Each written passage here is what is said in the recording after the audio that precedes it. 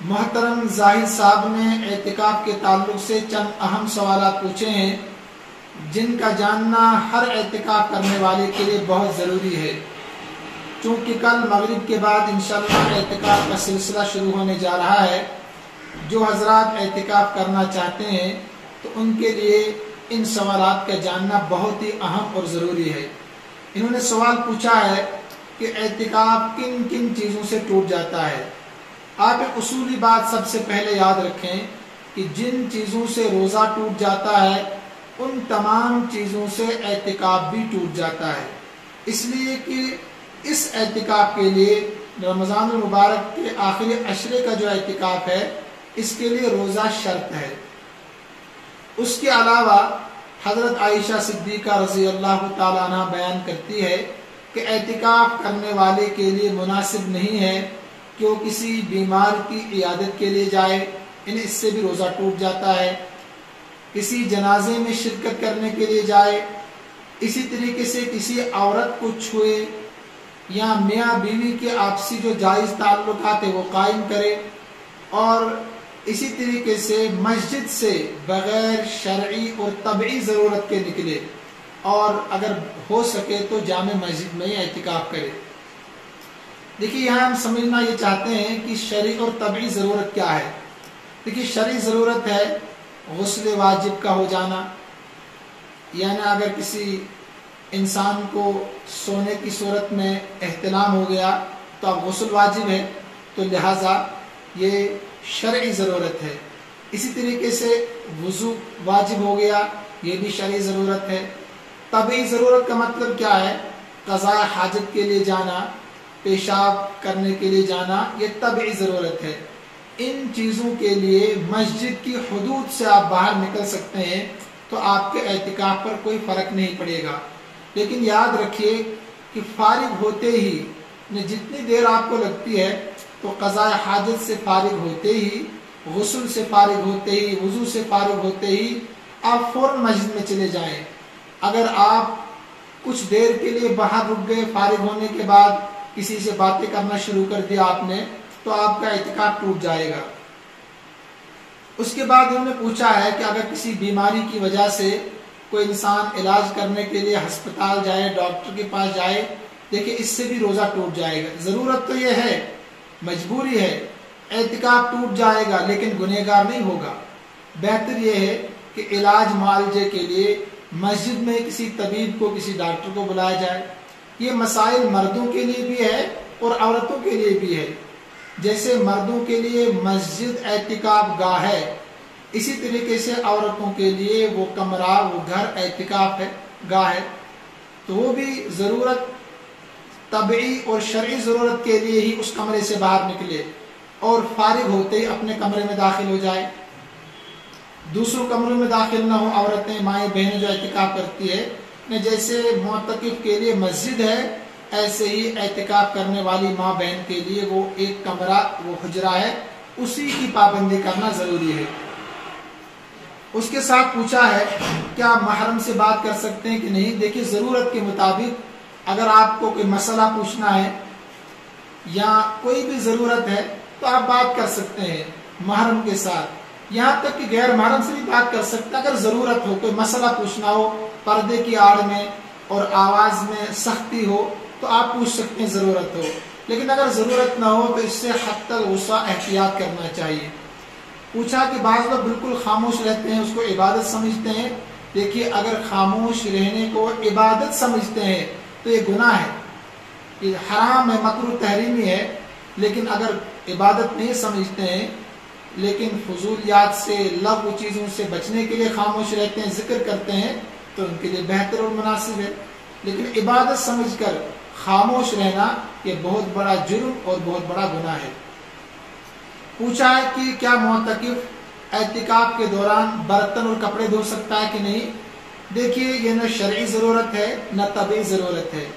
کپڑا دھونا اس کا پہلے سے انتظام انسان کو کر لینا چاہیے، 10 دن کی بات ہے، یا کسی سے مدد لے لے۔ لیکن اگر مجبوری ہے، کوئی کپڑا دھونے والا بالکل بھی نہیں ہے، ایک ہی جوڑا کپڑا ساتھ میں ہے مسجد میں، اب اس کے دھونے کی سخت ضرورت ہے، تو مسجد کے اندر خود رہے اور برتن باہر رکھے. جہاں تک شرعی مسجد ہے مسجد میں خود بیٹھ جائے اور مسجد سے باہر کپڑے رکھے اور ان کو دھو کر پانی پھر مسجد کے اندر رہ کر باہر پھینک دے. ایسے برتن دھونے کا مسئلہ ہے، اگر برتن دھونے کی ضرورت ہی ہے، کوئی دھونے والا نہیں ہے بالکل بھی، تو مسجد کے اندر خود رہ کر برتن کو دھوئے. لیکن برتن دھونے کے لیے یا اسی طریقے سے کپڑے دھونے کے لیے مسجد کی حدود سے انسان باہر نہیں نکل سکتا ہے. ایسے عورتیں مائیں بہنیں بھی اس کمرے سے باہر برتن دھونے کے لیے یا کپڑا دھونے کے لیے نہیں نکل سکتی ہے. اس کے ساتھ پوچھا ہے کیا وضو یا اسی طریقے سے غسل مسنونہ یعنی جمعے کے دن غسل یا ٹھنڈک حاصل کرنے کے لیے غسل کر سکتے ہیں کہ نہیں؟ یاد رکھیں ٹھنڈک حاصل کرنے کے لیے غسل نہیں کر سکتے ہیں. اب اندازہ لگائیں آپ جب آپ غسل نہیں کر سکتے ہیں تو کپڑا دھونا برتن دھونا اس کی کیسے گنجائش ہو سکتی ہے؟ لہذا غسل مسنون میں تھوڑا اختلاف ہے، لیکن اکثر علماء کا فتویٰ اسی بات پر ہے کہ جمعے کے دن جو غسل مسنون ہوتا ہے وہ غسل کرنے کی بھی معتکف کو اجازت نہیں ہے. اب کو ویسے ہی باتھ روم میں بار بار جا رہا ہے، سو گرمی لگی ہوئی ہے، اب وہ بار بار غسل کر رہا ہے ٹھنڈک حاصل کرنے کے لیے، اس سے اعتکاف ٹوٹ جائے گا. تھوڑا برداشت کریں، جتنا برداشت انسان کرے گا اتنا ہی انشاءاللہ ثواب بھی ملے گا. تو لہٰذا غسل نہیں کر سکتا مسنونہ بھی اور ویسے بھی ٹھنڈک حاصل کرنے کے لیے. انہوں نے پوچھا ہے کہ موبائل کا استعمال کر سکتے ہیں کہ نہیں؟ یاد رکھیے کہ موبائل کا استعمال یہ اعتکاف کی روح کے بالکل خلاف ہے، اس لیے کہ موبائل میں بادل ناخواستہ ایسی چیزوں پر نظریں پڑتی ہے. آپ لوگ جانتے ہیں سوشل میڈیا کا زمانہ ہے، موبائل کھولتے ہی اسکرین پر ایسی بے حیا عورتیں آتی ہے کہ جس سے انسان کی جو روحانیت ہوتی ہے وہ ختم ہو جاتی ہے، اس پر اثر پڑتا ہے. تو لہٰذا موبائل سے حتی الوسع اجتناب کرنا چاہیے. اور ویسے بھی جو شکلیں ہیں جن میں جیسے ویڈیو وغیرہ ہے ان کا دیکھنا مسجد کے تقدس کے بھی بالکل خلاف ہے. تو لہٰذا موبائل کے اندر ویڈیوز دیکھنا چاہے وہ شرعی ویڈیوز ہے اس کی بھی اجازت نہیں ہے، اس لیے کہ پھر کہیں نہ کہیں نظر پڑتی ہی ہے ایسے فوٹوز وغیرہ پر جو بے حیا ہوتے ہیں. لہٰذا کوشش کرنی چاہیے کہ موبائل سے آپ بچیں.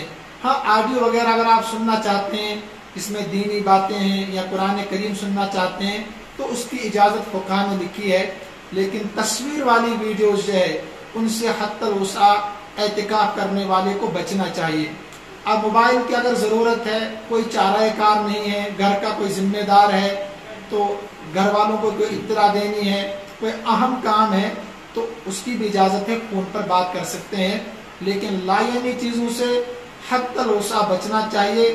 میری رائے تو یہ ہے کہ موبائل سے بالکل کنارہ کشی اختیار کریں، موبائل کو سوئچ آف کر کے رکھیں ان 10 دنوں کے لیے. انشاءاللہ آپ اعتکاف کی روحانیت کو محسوس کریں گے. اور ساتھ میں پوچھا ہے کہ کیا نیت ضروری ہے؟ میں نے پہلے عرض کیا تھا نیت بالکل ضروری ہے. اعتکاف عبادت ہے اور نیت دل کے ارادے کا نام ہے. آپ گھر سے نکلے ہیں اعتکاف کرنے کی نیت سے، اتنا کافی ہے کہ میں 10 دن کے لیے مسنون اعتکاف کی نیت کرتا ہوں یا کرتی ہوں. شادی شدہ عورت کا اعتکاف شوہر کی اجازت کے بغیر ممکن ہے کہ نہیں؟ دیکھیے جو شادی شدہ عورت ہے یہ مسنون اعتکاف ہے، لہذا شوہر کی اجازت لازمی ہونی چاہیے. اس کی اجازت کے بغیر عورت بیوی اعتکاف نہیں کر سکتی ہے. کم سے کم اعتکاف کتنے دنوں کا ہو سکتا ہے؟ میں نے پہلے عرض کیا تھا پہلی کلپ میں، اصل تو سنت مؤکدہ علی الکفایہ 10 دنوں کا اعتکاف ہے، لیکن آپ 1 منٹ کا بھی اعتکاف کر سکتے ہیں، 1 دن کا بھی اعتکاف کر سکتے ہیں. نفلی اعتکاف کم سے کم طاق راتوں کا آپ اعتکاف کریں، اس سے انشاءاللہ شب قدر بھی نصیب ہوگی اور اعتکاف کا ثواب بھی ملے گا. معتکف کے لیے مسجد شرعی کہاں تک ہے؟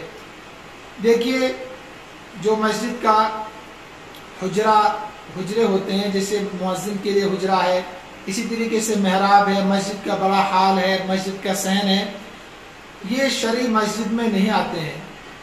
جب آپ نے مسجد بنائی ہے انہوں نے جہاں تک شرعی مسجد طے کی ہے وہی شرعی مسجد کہلائے گی. اسی شرعی مسجد کی حدود میں رہنا معتکف کے لیے ضروری ہے۔ اگر وہ مسجد کے باہر کمروں میں جاتا ہے یا صحن میں گھومنے کے لیے جاتا ہے جو شرعی مسجد نہیں ہے، اس سے بھی اعتکاف پر اثر پڑے گا۔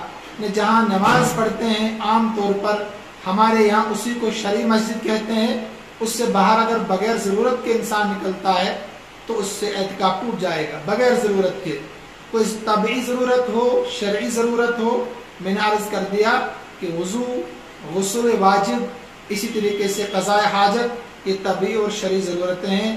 اس کے علاوہ مسجد کو انسان لازم بنائے یا مائیں بہنیں اسی کمرے کو لازم بنائے جس میں اعتکاف کی نیت سے بیٹھی ہے۔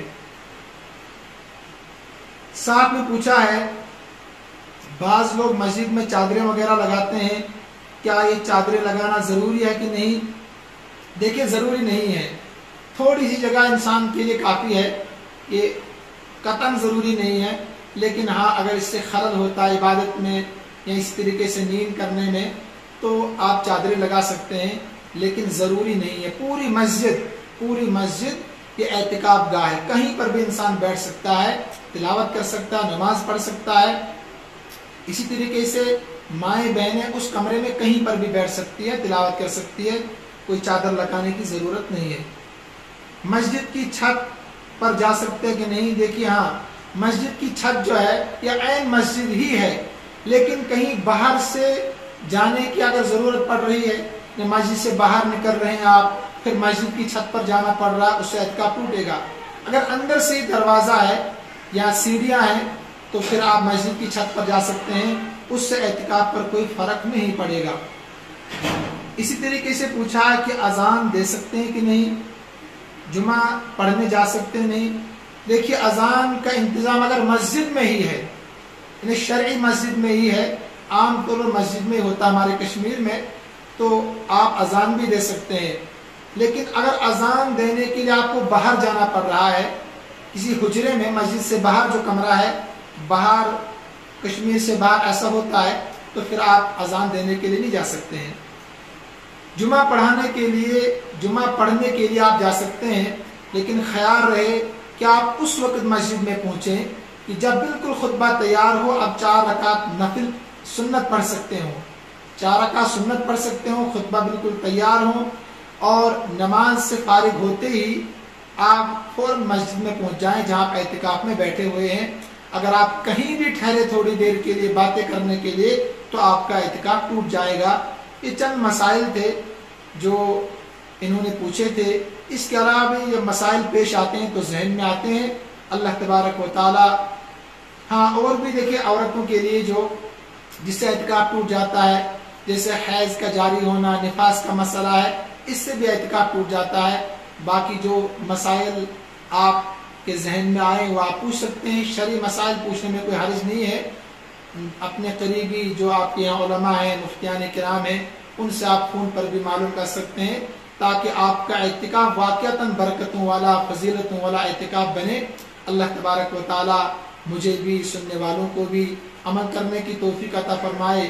میری مؤدبانہ درخواست اور التماس ہے، خاص کر اپنے طلبہ و طالبات سے جو اعتکاف میں بیٹھیں گے، اور تمام عزیزوں سے کہ ہمارے لیے بھی دعائیں کریں، ہمیں بھی اپنے نیک دعاؤں میں شامل حال رکھیں۔ اللہ تبارک و تعالیٰ پورے عالم اسلام کی حفاظت فرمائے، مسلمانوں کی حفاظت فرمائے، مسلمانوں کے مراکز کی، مساجد کی، خانقاہوں کی، حرمین شریفین کی، بیت المقدس کی حفاظت فرمائے، پوری انسانیت کی حفاظت فرمائے، خاص کر اہلیان کشمیر کی حفاظت فرمائے، سرزمین کشمیر کی حفاظت فرمائے۔ یہ چیزیں آپ کو اپنی دعاؤں میں یاد رکھنی چاہیے۔ آپ کے سامنے تمام دنیا کے حالات ہیں، ان پر بھی آپ کی نظر رہنی چاہیے، ان سب چیزوں کے لیے دعا کرنی چاہیے۔ اللہ تبارک و تعالی مجھے بھی، آپ سب کو بھی عمل کرنے کی توفیق عطا فرمائے۔ السلام علیکم ورحمۃ اللہ وبرکاتہ۔